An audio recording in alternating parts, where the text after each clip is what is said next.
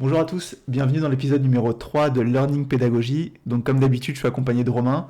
On va parler d'approche pédagogique, de stratégie pédagogique. Et aujourd'hui, le sujet numéro 1, c'est l'échec. Comment tu vas, Romain? Ça va et toi? Bonjour à tous. Ça va très bien.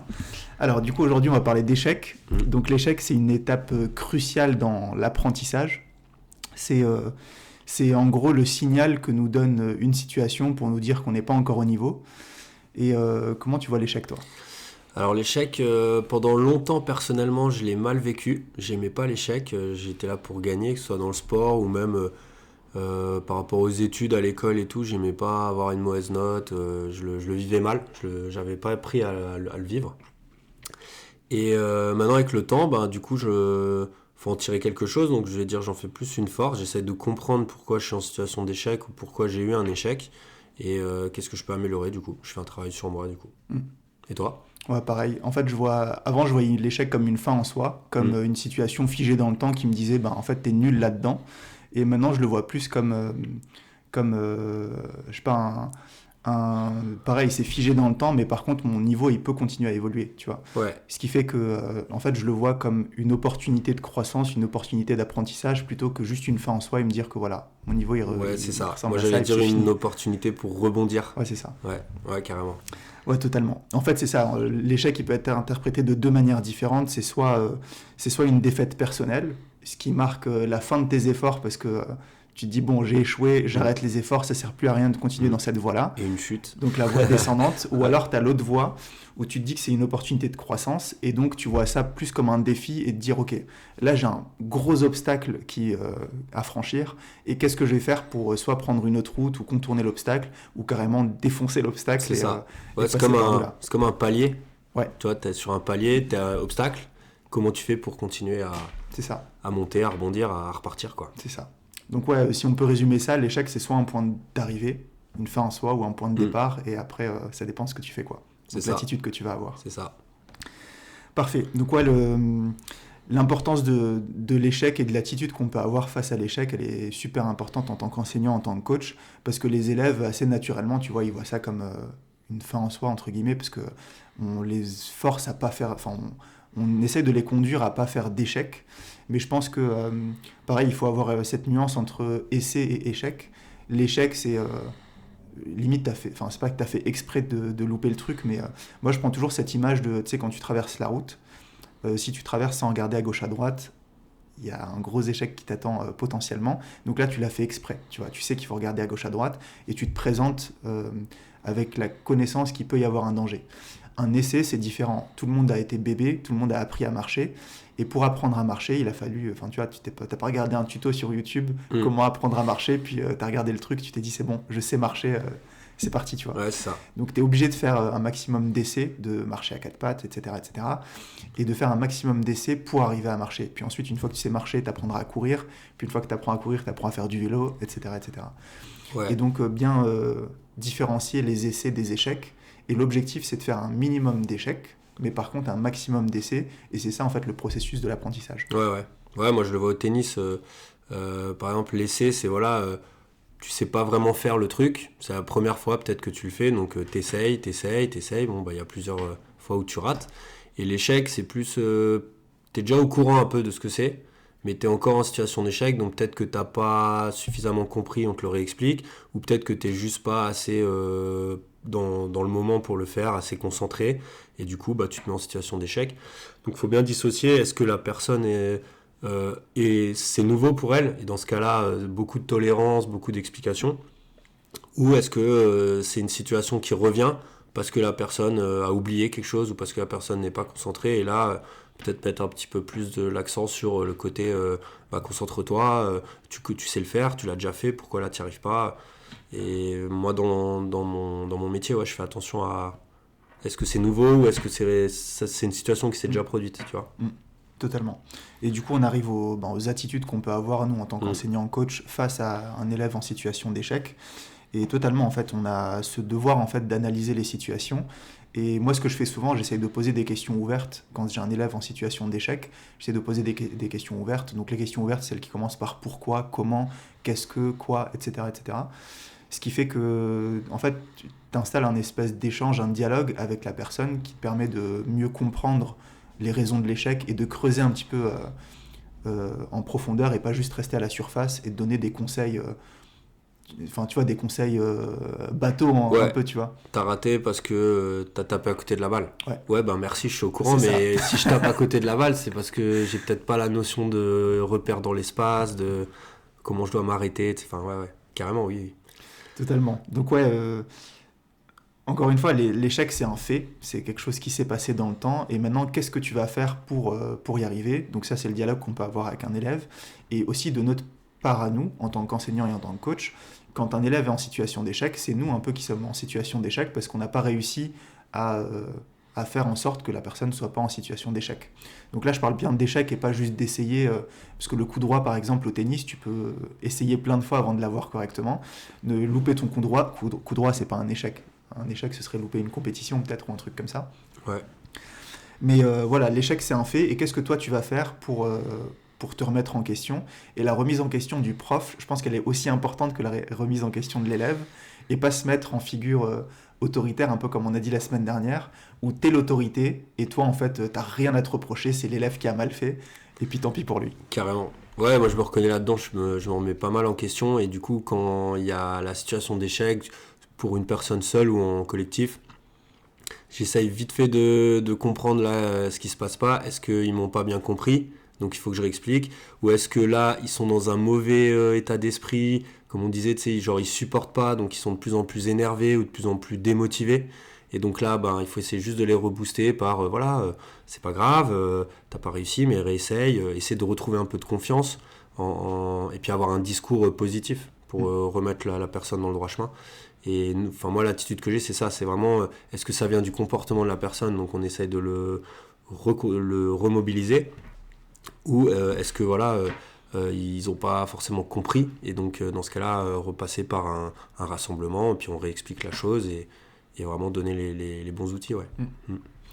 Et puis faire en sorte, enfin, si on remarque aussi que des élèves sont en situation d'échec pendant notre cours, c'est aussi bon signe, je trouve, parce que ça montre qu'ils essayent de faire quelque chose. Aussi, Et si tu n'échoues pas, si tu te trompes pas, si tu fais aucune faute, que ce soit au tennis, en maths ou n'importe où, si tu fais aucune faute, c'est que tu n'essayes rien d'extraordinaire.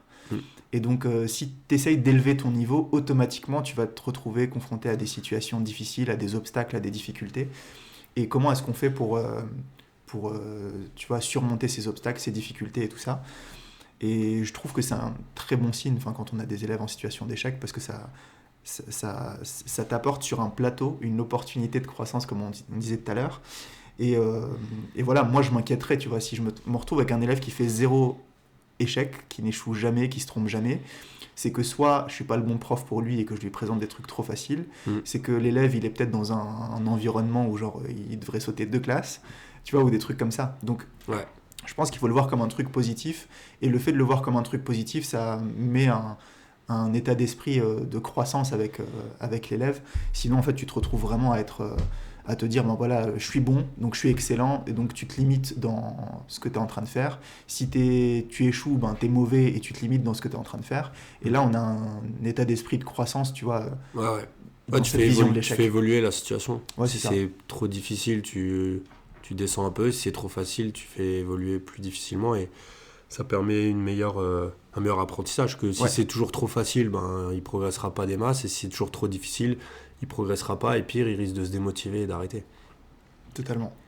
Donc c'est vraiment l'attitude que tu as face à l'échec qui va faire, Mm.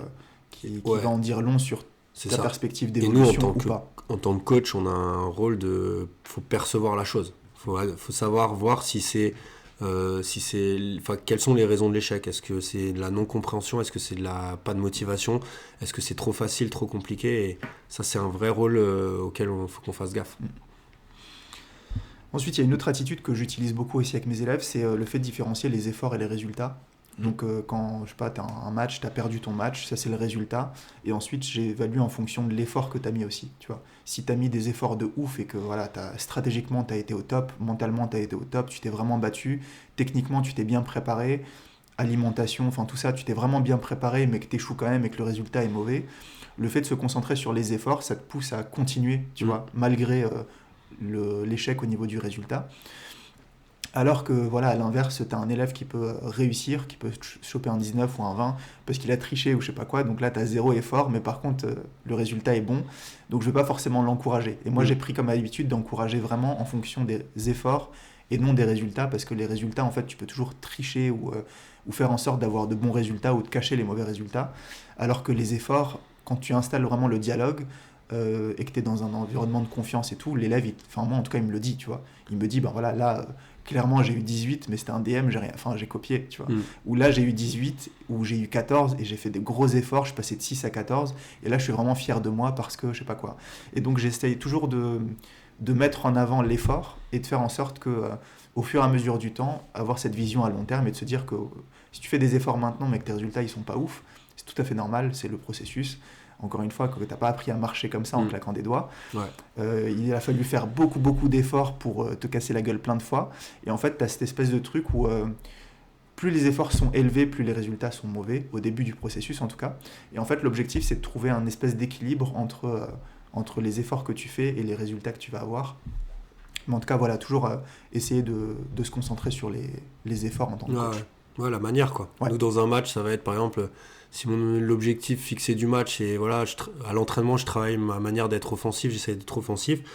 Quand tu arrives en match, bon, mon objectif, c'est de faire la même chose, d'être offensif. Et si au bout de 5 minutes, tu te mets tout de suite frein à main à être sur la défensive, mais qu'à la fin, tu gagnes quand même, bon, bah, tu as gagné, ok, mais tu n'as pas rempli ton objectif qui était de améliorer ton jeu offensif. Et donc, il y a encore un blocage, donc il faut encore travailler. Donc, la saveur du match gagné sera pas la même. Par contre, si tu as vraiment mis en place, que tu travailles à l'entraînement, ce que tu voulais mettre en place, et en plus tu gagnes, là c'est magique, quoi.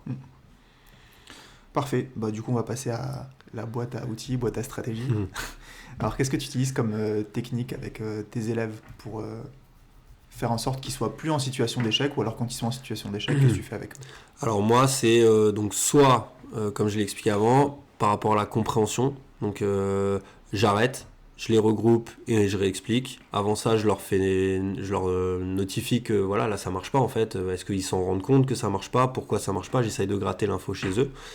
Et donc après, je réexplique par soit moi je donne l'exemple, soit avec mon petit tableau blanc, ma petite ardoise, soit par des mots. Et puis on repart. Et puis si ça se reproduit, encore une fois. Et si c'est plus un état d'esprit qui est pas bon ou voilà une façon de faire, je vais plus y aller en individuel sur la personne, entre deux points ou à un temps mort, en lui disant voilà, tu fais pas les efforts, donc c'est normal que ça marche pas, donc c'est à toi de faire les efforts, c'est à toi de bouger un peu plus tes jambes, c'est à toi de t'appliquer un peu plus sur tes gestes, parce que là, ça se voit en fait que tu fais pas les efforts pour y arriver, tu vois. Donc moi, ça va être pas mal de discours, mais faut que je cible si c'est un état d'esprit qui est pas bon ou si c'est juste une mauvaise compréhension des choses. Ok. Je vois. Et toi? Moi, j'utilise quelques petites astuces. Alors la première, c'était du coup essayer de faire en sorte de développer les essais chez les élèves, donc faire en sorte qu'ils fassent un maximum d'essais et un minimum d'échecs, entre guillemets, un minimum d'erreurs. Et ensuite, j'essaie toujours de travailler progressivement. Donc si je vois qu'il est en situation d'échec, surtout en maths, il faut pas mal de prérequis des fois, j'essaie toujours de travailler progressivement, où je vais juste descendre d'une étape et revoir un truc qui a été vu peut-être dans les années précédentes et qui est peut-être pas acquis, et faire en sorte de redescendre jusqu'au moment où c'est bon, tu vois. Okay. Et des fois, ça m'est déjà arrivé, genre même en terminale, tu vois, de travailler avec des élèves qui ont des soucis avec les puissances. Puissance, c'est un truc qu'on voit en 4e, en seconde. Et revenir vraiment sur le truc de base, genre que 5 x 5, ça fait 5 puissance 2, enfin tu vois, les trucs vraiment de base. Et à partir de là, seulement essayer de construire quelque chose, parce que je me rends compte que quand t'as pas de base solide, tu peux rien construire au-dessus. Si les bases, elles sont hyper fragiles, tu peux rien faire. Et donc j'essaie toujours de travailler le plus progressivement possible, et faire en sorte que voilà, ils arrivent jamais à une situation d'échec. Je veux qu'ils arrivent à, tu vois, essayer un maximum de fois, mais l'échec... j'évite au maximum pendant la préparation. Et voilà, toujours un maximum d'essais, quoi. Okay. Ensuite, la deuxième chose, c'est que j'essaie de les coacher un petit peu, et t'en parlais tout à l'heure, sur le mental. Parce que, je l'avais dit dans le premier épisode, je crois, avec le cerveau rationnel, le cerveau émotionnel. Le cerveau rationnel, c'est vraiment de la logique, tu vois. Si tu réussis pas, alors il s'est passé ça. Sauf que des fois, en fait, ils n'ont pas réussi, pas parce qu'ils n'ont pas compris ou pas parce qu'ils n'ont pas les éléments techniques, mais parce que tu as tout le mental qui les bouffe, tu vois, et qui fait que voilà, ils sont en train de stresser pour un truc, il n'y a pas lieu de stresser. Et il y a une des stratégies, par exemple, que je donne à mes élèves en maths, c'est de commencer par l'exercice le plus simple. Tu sais, on va dire que tu as un sujet avec 4 exos. Commencer par l'exercice le plus simple. Donc, si c'est le troisième, l'exercice le plus simple, tu commences par le 3. Et ensuite, essayer de faire les questions par ordre de progression aussi. Donc, questions faciles, puis ensuite questions moyennes, puis ensuite questions difficiles. Ce qui fait qu'au début, tu te mets dans une situation de confiance. Tu gagnes en confiance, tu t'échauffes, entre guillemets, pour la première partie de questions. Ensuite, pour la moyenne, tu es un petit peu échauffé, mais les questions moyennes, c'est les questions qui demandent soit un petit peu plus de temps, parce que la rédaction est un peu chiante, un peu longue, ou alors c'est des questions un petit peu difficiles, mais un tout petit peu. Et les questions rouges, donc les questions de niveau 3, c'est les questions qui te demandent vraiment à beaucoup réfléchir, et c'est des questions, genre t'en as, je sais pas, 4-5 dans ton évaluation, parce que voilà, c'est le genre de truc pour te mettre en difficulté, maximum 4-5. Ok. Et donc, voilà, j'essaye de leur donner des espèces de stratégies comme ça pour qu'émotionnellement, ils se sentent bien. Parce qu'en fait, dans les sujets, souvent, ils te mettent question 1, exercice 1, un truc abusé. Ça, c'est surtout dans les concours, tu sais, pour faire une espèce de sélection naturelle entre les gens qui vont bêtement faire l'exercice 1, question 1, bloquer à la 1, puis ça va le bloquer pendant tout le reste de l'examen. Ou alors, la personne qui va se dire, ok, question 1, j'y arrive pas, je passe à la 2, j'y arrive pas, je passe à la 3, j'y arrive pas, je passe à l'exercice 2, etc. etc. D'accord. Et donc, j'essaie de travailler sur cette stratégie-là. Ok. Et ensuite, la troisième chose que j'utilise, c'est au niveau de la concentration. On a du mal à se concentrer très longtemps sur une tâche en particulier. Et du coup, la stratégie que je leur donne, c'est tu mets ton téléphone en mode hors ligne, en mode avion, et tu mets un minuteur de 25-30 minutes en fonction de ce que tu veux. Tu mets tes 25 minutes et tu te fais des rounds de 25-30 minutes pour taffer. Mais tu dépasses pas ces 25-30 minutes parce que j'avais vu une conférence où genre ta courbe de concentration, elle passe entre 100 et 80% de concentration et au bout de 30 minutes, ça descend automatiquement en dessous de 80%. Sauf pour les athlètes, je sais pas, Formule 1 ou trucs comme ça. Ouais. Donc ça descend automatiquement en dessous des 80%, ce qui fait que tout ce que tu taffes après, c'est pas du tout efficace.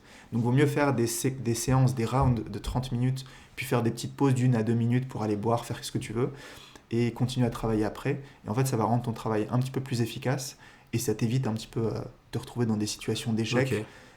Pas technique ou stratégique, mais vraiment mental, parce que en fait, tu finis automatiquement par décrocher. Et nous, on le voit, tu vois, quand on arrive à des formations ou à des cours. Enfin, moi, je sais que j'arrive pas à rester concentré trop longtemps non plus. Et quand j'arrive à des formations ou que j'ai des cours de je sais pas quoi, au bout de 30 minutes, pareil, je commence à lâcher un peu. Tu sais, quand t'es, surtout en maths, t'es assis. Et si tu comprends pas déjà le langage du prof de maths, c'est mort, quoi. Ah ouais. C'est comme si, je sais pas, t'as fait quoi comme langue, toi, au lycée ? Anglais. Allemand un peu. Ok, t'as fait espagnol ou pas ? Non. Ok, donc c'est comme si toi je te mettais un cours d'espagnol et genre le prof parle couramment espagnol et toi t'es là, mais genre au deuxième mot t'es plus là quoi. Ouais. T'es plus là psychologiquement, t'es perdu. Ouais, je vois très bien. Et donc je pense que voilà, c'est un truc qu'il faut essayer de faire au maximum quoi. Ok. Parfait. Bon, je pense qu'on a fait le tour pour l'échec. Moi j'ai une petite citation que j'avais, qui circule un petit peu dans les arts martiaux. Et c'est si tu essayes, tu peux perdre. Et si tu n'essaies pas, c'est que tu as déjà perdu. Pas mal. Et je trouve que ça montre un petit peu l'état d'esprit du truc. Et je crois que c'était pas ça exactement. C'était genre si tu te bats, tu peux perdre. Mais si tu te bats pas, tu as déjà perdu. C'était un espèce de truc comme ça dans les sports de combat. Et en fait, ça montre un peu le mindset. Ça montre l'état d'esprit de... En fait, vaut mieux essayer et foirer plutôt que pas essayer et rien faire. Quoi. Parce que t'as tout lié à y perdre. Au tennis, t'as... soit je gagne, soit j'apprends. Ouais, c'est ça. Je crois que c'était Nelson Mandela, ça. Ouais, c'est ça. Et ça parle, c'est vachement parlant comme citation. Nickel. Ok, du coup, pour conclure sur ce sujet-là, c'est un petit peu comme la semaine dernière. Je pense que en tant que coach, parent, enseignant ou quelqu'un qui a un statut autoritaire ou de leader, c'est très facile, pareil, de constater l'échec et de dire que là, ça a merdé, là, ça fonctionne pas. Mais je pense que ça demande un peu plus de courage et de remise en question en tant que parent, prof, coach, de se dire, voilà, moi, comment est-ce que je peux faire pour faire en sorte que mon élève, mon enfant, mon sportif, peu importe, mon athlète, se retrouve pas à une situation d'échec comme ça, ou alors que s'il se retrouve dans cette situation d'échec, qu'il puisse développer une certaine attitude, qu'il se dise, ok, là, je suis en train d'apprendre et c'est une grosse opportunité d'apprentissage. Ouais, c'est... En gros, détecter si c'est un manque de compréhension, donc tu parlais du cerveau rationnel, ou si c'est un problème de cerveau émotionnel, genre il n'y arrive pas parce il a peur, il est stressé, il est tétanisé par le truc. Et déjà ça, c'est un bon travail à réaliser. Et puis après, si tu as analysé le bon truc et que tu arrives à le faire changer, c'est royal. Ouais, totalement. Et puis ça peut être tu le disais, ça peut être des problèmes de confiance, des problèmes de gestion d'émotions, enfin ça peut être plein de choses comme ça. Et dernière chose, après on passe à la suite. Moi, j'utilise la règle des 3 P. C'était un truc pareil que j'avais eu dans une petite conférence. La règle des 3 P, c'est poser la question pourquoi 3 fois pour essayer de creuser en profondeur les raisons principales. En gros, c'est voir le fond de l'iceberg, quoi. Okay. Essayer de creuser la raison principale de l'échec. Et ça, je l'utilise vraiment beaucoup pendant l'échange avec l'élève pour essayer vraiment d'avoir la raison principale. Et ensuite seulement, on peut travailler. Sinon, tu travailles toujours sur les raisons en surface de l'échec. Et puis... Et puis ça guérit rien du tout, ça fait rien quoi. En surface, t'as l'impression d'avoir fait ton taf, mais en vrai tu l'as pas fait quoi. Parfait, on va finir sur la dernière séquence du coup, la séquence de balance ton mentor. Ouais. Alors si tu veux, je commence cette semaine. Ouais, allez. J'en ai 2. Alors le premier, c'est en rapport avec toi. Quand j'étais au collège, j'avais un prof de maths qui s'appelait Monsieur Bourdonnet, qui était un excellent prof de maths pour 2 raisons. Déjà, il était très strict, donc en ayant un peu la peur du truc, on était au taquet sur faire les exos, écouter, etc. Il arrivait à nous captiver. Et surtout, il avait un truc de dingue, il supportait pas qu'on ait un effaceur, parce qu'il voulait pas qu'on efface les fautes, parce qu'il voulait qu'on comprenne notre échec, tu vois. Et donc c'est en rapport avec aujourd'hui. Et c'est arrivé 1 ou 2 fois qu'il y en ait un ou deux qui utilisent l'effaceur, et en fait il entendait le et donc il s'arrêtait d'écrire, il se retournait, et là il était là... Qui a utilisé l'effaceur et tout. Et là, il venait, mais limite en courant, te chercher l'effaceur. Et il était énervé après contre toi parce qu'il voulait pas que tu effaces ton erreur pour que tu comprennes et que tu la refasses plus. Donc, belle pédagogie. Moi, ça me faisait peur à l'époque un peu, mais en y repensant, tu dis ouais, bravo, bien joué. Et la deuxième chose, c'est en rapport avec le sport. Donc là, c'est en NBA cette saison. L'équipe des Spurs, vous avez sans doute suivi. Ils ont pris le français Wembanyama et ils ont fait une série catastrophique de défaites. Ils ont la pire stat de NBA depuis assez longtemps. Ils sont encore derniers de leur championnat. Et en fait, là, il y a une vraie gestion pour les coachs. Alors, je ne sais pas s'il y a un coach mental dans leur équipe et tout, mais comment tu fais pour inverser la tendance quand tu as pris un des meilleurs joueurs, mais qu'au final, la mayonnaise, elle ne prend pas. Et chaque semaine, match après match, il y a échec, défaite. Il y a un gros travail en profondeur de savoir si c'est plutôt le côté stratégie rationnelle qui marche pas ou si c'est le côté émotionnel, l'équipe est touchée, l'équipe a peur, stressée, tétanisée. Et en fait là dernièrement ils ont regagné un match puis reperdu, donc tu peux te dire ça commence à aller un peu mieux, mais pour moi là il y a un vrai challenge à redresser une équipe comme ça qui est au fond du trou alors qu'elle devrait pas y être quoi. Voilà, moi c'était mes 2 exemples sur le sujet. C'est marrant parce que le monsieur Bourdonnet dont tu parlais, le prof de maths, là, c'était un de mes profs à la fac quand j'ai passé mon master. Là. Excellent. Et ouais, il y a des trucs avec lesquels je suis en accord avec lui, des trucs où pas du tout, mais okay. Passons. Alors, moi j'ai un truc qui a changé ma vision des choses sur l'échec. Pareil, j'avais vu une conférence, une conférence TED sur YouTube, où c'était un mec qui parlait, je sais plus de quoi il parlait, mais il avait pris l'exemple de Djokovic, de Novak Djokovic, et en fait il y avait une image avec le rang mondial, enfin le classement, le classement mondial de Djokovic, avec le nombre de pourcentage de points gagnés et le nombre de pourcentage de matchs gagnés. Okay. Et du coup, tu avais ce truc-là où en la saison 2004-2005, il était plus de 100e mondial, donc c'était, je pense, au début de sa carrière.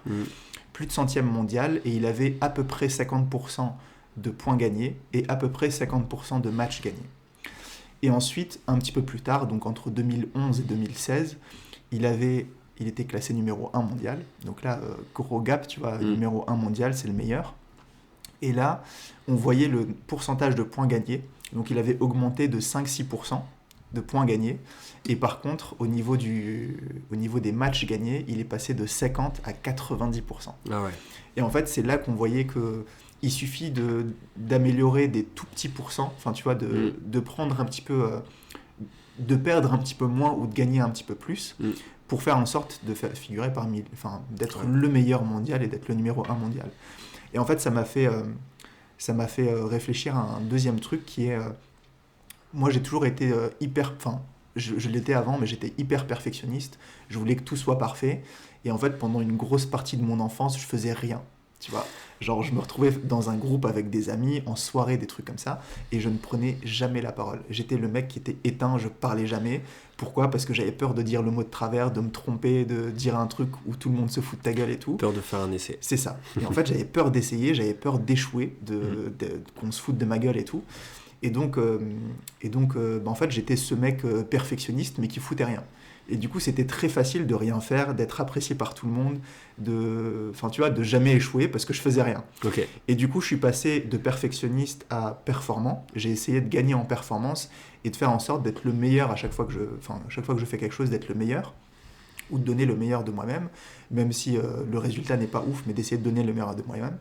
Et en fait, le fait de placer le curseur sur la performance plutôt que sur le perfectionnisme, ça m'a vraiment permis d'évoluer dans ma vie, parce que je voyais un petit peu ce Djokovic qui gagnait 1% après l'autre, et qui faisait que le mec, il est devenu numéro 1 mondial, pas en se focalisant sur les 51% ou les 50% de points perdus, mais sur ce qu'il avait réussi, sur les petits 5% qu'il avait gagnés, qui avait fait qu'il était numéro 1. Quoi. Ok, bel exemple. Parfait, on a dépassé de 8 secondes. Parfait. Bon, du coup, on s'arrête là pour aujourd'hui. Ouais. La semaine prochaine, on parlera... L'épisode numéro 4 sera axé sur la motivation. Donc, pour atteindre un objectif, on a 3 phases. Première phase, motivation, définir l'objectif. Ensuite, il y a la motivation, puis ensuite la discipline. Et la semaine prochaine, on parlera principalement de la motivation. Ok, bon programme. Quelque chose à ajouter ? Écoute, merci à toi. Merci à vous. Parfait, à la semaine prochaine. À bientôt.